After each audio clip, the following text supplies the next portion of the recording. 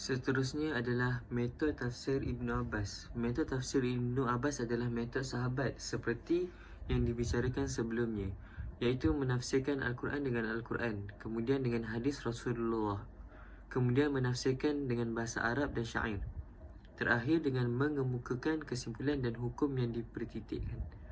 Berikut adalah dikemukakan contoh singkat. Yang pertama adalah Ibnu Abbas menafsirkan Al-Quran dengan Al-Quran. Allah berfirman dalam surah Al-Baqarah, La yukallifullahu nafsan illa wus'aha. Allah tidak membebani seseorang melainkan sesuai dengan kesanggupannya. Mereka adalah orang-orang beriman yang telah Allah berikan kemudahan dalam urusan agama mereka.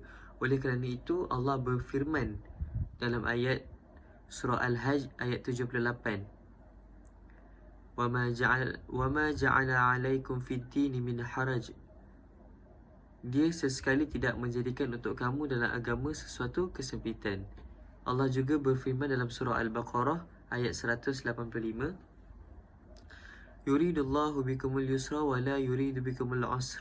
Allah mengkehendaki kemudahan bagimu dan tidak mengkehendaki kesukaran bagimu. Begitu juga dengan firman Allah dalam surah At-Taghabun ayat 16, Fattakullaha mastata'tum. Maka bertakwalah kamu kepada Allah menurut kesanggupanmu. Yang kedua adalah Ibnu Abbas menafsirkan Al-Quran dengan sunnah, seperti pada saat dia menafsirkan surah Al-Ma'idah ayat 41. وَمِنَ الَّذِينَ هَادُوا سَمَّاعُونَ لِلْكَذِبِ سَمَّاعُونَ لِقَوْمٍ آخَرِينَ لَمْ يَأْتُوكَ يحرفون الكلم من بعد موادعه يقولون إن أوتيتم هذا فخذوه وإن لم تؤتوه فاحذروه. Yang bermaksud, dan juga di antara orang-orang Yahudi itu amat suka mendengar berita-berita bohong dan amat suka mendengar perkataan-perkataan orang lain yang belum pernah datang kepadamu.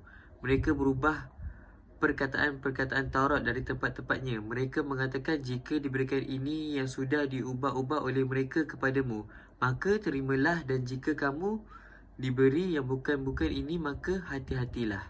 Yang tiga adalah Ibnu Abbas menafsirkan Al-Quran dengan bahasa dan konfirmasi kepada syair, seperti firman Allah Subhanahu Wa Taala dalam suratul An-Najmu ayat 61, iaitu wa antum samidun, sedang kamu melengahkannya.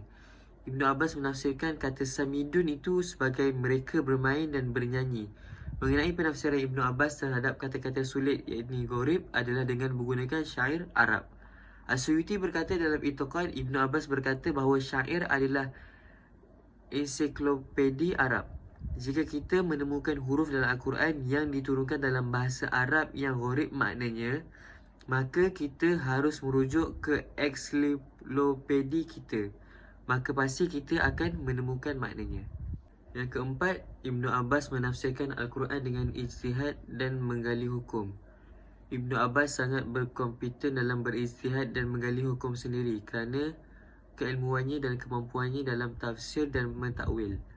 Pada pembahasan sebelumnya, telah dikemukakan penakwilan Ibnu Abbas terhadap surah Al-Nasr dalam satu majlis Umar bin Al-Khattab, sehingga para sahabat sangat puas dengan penafsirannya.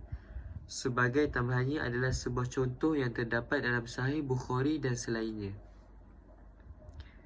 Yang kelima adalah Ibnu Abbas suka menggabungkan ayat-ayat yang kelihatan kontradiktif sebagai penutup dalam pembahasan tentang metod tafsir Ibnu Abbas ini. Perlu dikemukakan contoh bagaimana Ibnu Abbas menggabungkan beberapa ayat yang kelihatan kontradiktif. Ini menjadi bukti betapa metodologisnya Ibnu Abbas dalam tafsir dan dalam mentakwil ayat, sehingga banyak ulama datang kepadanya untuk memberikan jawapan atas beberapa permasalahan yang mereka hadapi dalam memahami makna ayat. Itu saja daripada saya. Sekian, terima kasih.